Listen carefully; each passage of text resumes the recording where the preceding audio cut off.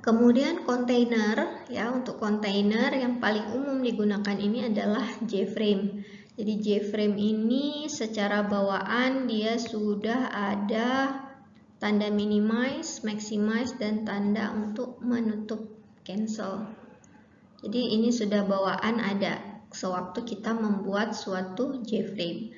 Nah, kemudian kalau JScroll Pane, ya, JScroll Pane ini boleh kita masukkan ke dalam JFrame. Nah, JScroll Pane ini tujuannya agar komponen-komponen kontrol di dalamnya jika sudah lebih, maka akan muncul scroll secara otomatis. Nah, kalau tidak lebih ya tidak ada scroll, tapi kalau sudah lebih maka dia akan ada scroll otomatis di sebelah kanannya. Kemudian J internal frame ini adalah seperti JFrame juga, tapi dia sifatnya internal.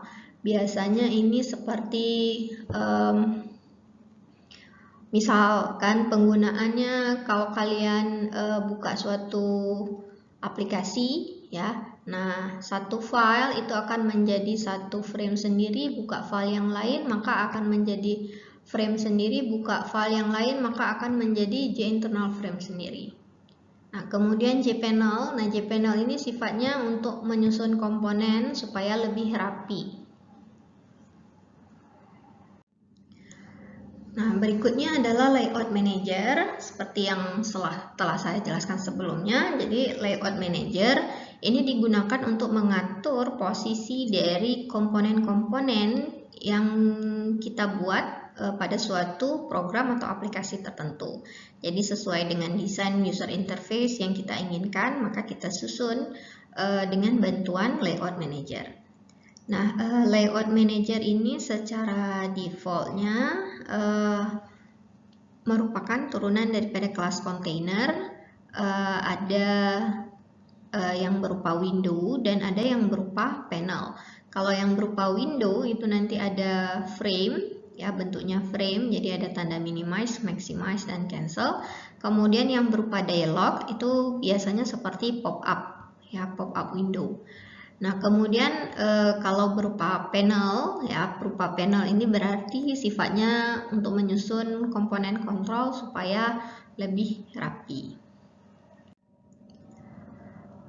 Nah, ini bisa dilihat apa saja layout-layout yang tersedia. Nah, di sini pada swing itu ada beberapa layout, ada scroll pane, ada viewport, ada box, ada overlay layout, dan seterusnya. Nah, layout manager, nah, flow layout ini bawaan dari AWT, ya. Jadi flow layout itu adalah jenis pengaturan layout yang paling sederhana, di mana semua komponen akan tersusun dari kiri ke kanan sepanjang frame dan akan pindah ke bawah bila telah sampai batas kanan frame. Nah, ini secara default layout bawaan pada Java AWT. Jadi ini, ya, kalau ada tampilan seperti ini ada button 1, 2, 3, 4, 5, and 6. Jadi kalau ini kita perbesar, maka dia akan mengikuti, ya, mengikuti sesuai flow-nya. Kalau kita perkecil, dia juga akan mengikuti. Nah, kemudian ada layout border layout, di mana layout ini dia membagi frame menjadi 5 bagian. Ada yang north, ya, north, east, south, west, dan center. Jadi north, misalnya ini button 1. Nah, button 1 ini letaknya di north. Kemudian button 4 ini letaknya di east. Kemudian button 2 ini letaknya di west. Kemudian button 6 ini letaknya di south. Kemudian yang button 3 ini letaknya di center. Kemudian grid layout. Jadi grid layout ini dia akan membagi layout berdasarkan baris dan kolom. Nah, kalau misalnya di sini maknanya barisnya itu ada 2, kolomnya ini ada 3. Kemudian non-layout. Nah, non-layout ini dia fleksibel, ya. Jadi non-layout layout merupakan jenis layout yang dapat menghasilkan tampilan yang lebih rapi karena kita menyusun komponennya itu berdasarkan koordinat. Nah, konsekuensinya untuk menyusun setiap komponen tersebut dengan menggunakan non-layout itu memerlukan waktu yang lebih lama. Kenapa? Ya, karena kita harus mengeset koordinatnya, jadi harus tahu koordinatnya sekian. Nah, jadi harus tahu posisi koordinatnya itu akan dimulai di mana dan kira-kira berakhir di mana. Kemudian komponen berikutnya koordinatnya seperti apa. Nah, namun hasil yang didapatkan dengan menggunakan non-layout ini lebih fleksibel dan bisa saja lebih rapi. Nah, non-layout ini umumnya digunakan pada IDE, ya. Jadi IDE ini biasanya menggunakan non-layout. Nah, itu bawaan. Walaupun kita bisa juga membuatnya menjadi flow layout, border layout seperti itu. Nah, namun bawaannya itu menggunakan non-layout di mana nanti komponen-komponennya itu bisa kita susun sesuai dengan keinginan kita, letaknya di bagian mana. Berikutnya ada grid back layout. Nah, grid back layout ini mirip seperti grid layout, namun ukurannya ini bisa berubah. Jadi lebih dari satu komponen ini bisa masuk ke dalam satu grid. Kalau yang grid layout ya satu grid ya satu komponen. Kalau grid back itu bisa lebih.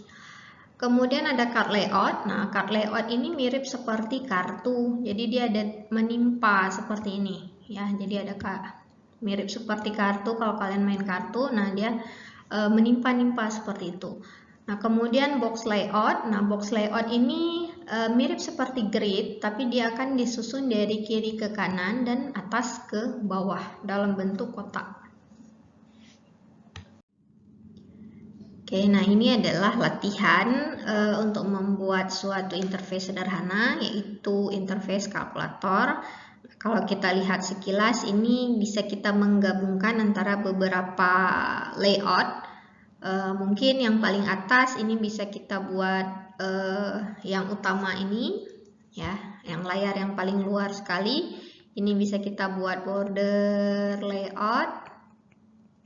Border layout di mana yang atas ini text field-nya itu bisa kita letakkan di node, kemudian yang item di dalam ini kita bisa letakkan dalam JPanel, ya. Kemudian panelnya itu sendiri kita letakkan pada border layout, letaknya itu di center.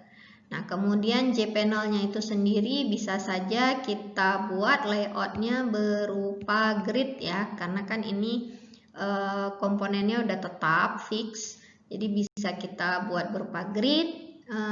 Gridnya di sini 1, 2, 3, 4, berarti 4 baris dan 4 kolom.